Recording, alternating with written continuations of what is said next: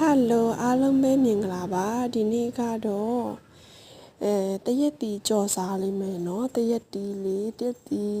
ဆက်ဆက်လေးပေါ့နော်နွေရာသီအချိန်မှာတကြံရောက်ခါနေပြီဆိုတော့လေဒီလိုမျိုးတရက်တီကြော်လေးဆိုလေတကြံထမင်းနဲ့ပဲတုတ်လေးနဲ့ဆိုအရန်ကိုမစားလို့ကောင်းတယ်နော်ဒီတရက်တီကြော်လေးကတကြံထမင်းမဟုတ်လဲထမင်းဖြူလဲကြော်စားလို့ရတယ်ပေါ့နော်ဦးတော်တွေ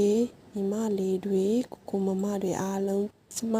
တည်တဲ့သူဖြစ်စေမတည်တဲ့သူဖြစ်စေဒီဗီဒီယိုကြည့်တဲ့ရောက်တိုင်းကိုလည်းကျေးဇူးတင်ပါတယ်လို့ဒီတဲ့ဒီကြော်လိုမျိုးပေါ့နော်အိမ်မှာနေပြီးအလွယ်တကူကြော်စားနိုင်ပါတယ်ကိုချင်တဲ့အရာတာပေါ့နော်အဆက်တွေပါတွေကအစားကိုလှုပ်စားလို့ရပါတယ်ကိုကတော့ဆက်လေးပေါ့နော်မဆက်လို့ပေါ့နော်အလောက်ထိဆိုကိုကကြိုက်တယ်ပေါ့နော်ဆက်မလို့ပေါ့နော်ကိုကြော်စားဖြစ်တဲ့တရက်ဒီကြော်လေးကိုဗီဒီယို YouTube မှာတင်မယ်နောက်တစ်ခါကြရင်လည်းပေါ့နော်နောက်ဆိုရင်ပေါ့နော်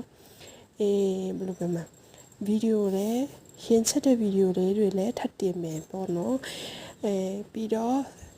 subscribe လေးလုပ်ထားပေးပါလို့တောင်းဆိုချင်ပါတယ်